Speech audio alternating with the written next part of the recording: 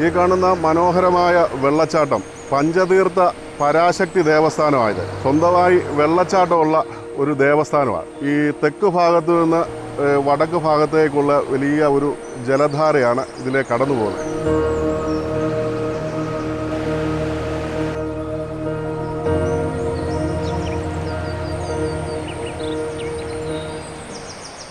പഞ്ചതീർത്ഥം എന്ന പേര് തന്നെ ഈ തെക്ക് ഭാഗത്ത് 4 കാവുകളിൽ നിന്ന് വട്ടുകാവ്, അതേപോലെ തന്നെ ആനക്കുളം കാവ്, മേലൂർ കാവ്, കഴുക്കുച്ചിറക്കാവ്, ആ 4 കാവുകളിൽ നിന്നുള്ള തീർത്ഥജലവും നേരെ പടിഞ്ഞാറ് ഭാഗം കൊല്ലനോലിക്കാവിൽ നിന്നുള്ള ഒരു തീർത്ഥജലങ്ങൾ നീരൊഴുക്കും കൂടെ ഈ ഭഗവതിയുടെ മുന്നിൽ വന്ന് സംഗമിക്കുക.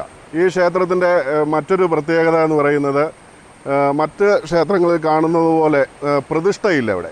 നമ്മൾ ഓച്ചിറ അമ്പലത്തിൽ പോയി കഴിഞ്ഞാൽ നമുക്കറിയാം, അവിടെ ഈ ആലിൻ്റെ ചുവട്ടിൽ അമ്പലമില്ലാതെയാണ് ആൽത്തറയിൽ മഹാദേവനുള്ളത്. അപ്പോൾ അതേപോലെ തന്നെയാണ് പഞ്ചതീർത്ഥത്തിലെ ആദിപരാശക്തി.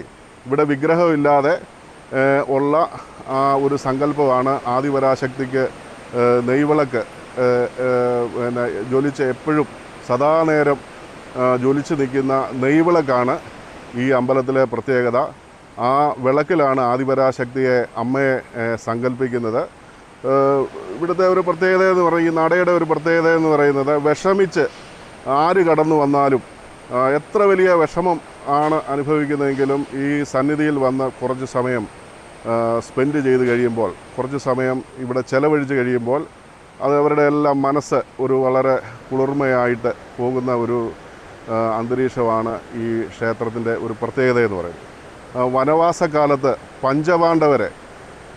പഞ്ചപാണ്ഡവർ ചൂതുകളിയിലെല്ലാം പരാജയപ്പെട്ട് അവർ വനവാസ കാലത്ത് പുറപ്പെടുമ്പോൾ അവരുടെ കൂടെയുള്ള വൈഷ്ണവ ശക്തി സാക്ഷാൽ ശ്രീകൃഷ്ണ ഭഗവാനാണ് പഞ്ചപാണ്ഡവരോട് പറയുന്നത്, ഈ അധപതനത്തിൽ നിന്ന് രക്ഷപ്പെടണമെങ്കിൽ, ഈ അധപതനത്തിൽ നിന്ന് കരകയറണമെങ്കിൽ ആദിപരാശക്തിയെ പൂജിക്കണം എന്ന് ആവശ്യപ്പെടും. അങ്ങനെ ശ്രീകൃഷ്ണ നിർദ്ദേശത്താൽ വലിയ അറിവുള്ള പഞ്ചപാണ്ഡവരെ ഏറ്റവും ഉത്തമമായിട്ടുള്ള ഒരു സ്ഥാനം തിരക്കി ഈ സന്നിധിയിൽ എത്തുകയാണ്. ഇവിടുത്തെ ഒരു സങ്കല്പം എന്ന് പറയുന്നത് പ്രപഞ്ചത്തിലെ നവഗ്രഹങ്ങൾ സംഗമിക്കുമ്പോൾ അതിൻ്റെ ഒരു മധ്യഭാഗം കേന്ദ്രബിന്ദു ഈ അമ്മയുടെ നടയിലാണ് എന്ന് മനസ്സിലാക്കിയാണ് പഞ്ചപാണ്ഡവർ ആദിപരാശക്തിയെ ധ്യാനിക്കാൻ വേണ്ടിയിട്ട്, പൂജിക്കാൻ വേണ്ടിയിട്ട് ഉത്തമമായിട്ടുള്ള ഈ ഒരു ഭാഗം തിരഞ്ഞെടുത്തത്. അങ്ങനെ പഞ്ചപാണ്ഡവർ ആരാധിച്ചിരുന്ന, ധ്യാനിച്ചിരുന്ന, പൂജിച്ചിരുന്ന ആദിപരാശക്തിയുടെ സ്ഥാനമാണ് പഞ്ചതീർത്ഥ പരാശക്തി ദേവസ്ഥാനം.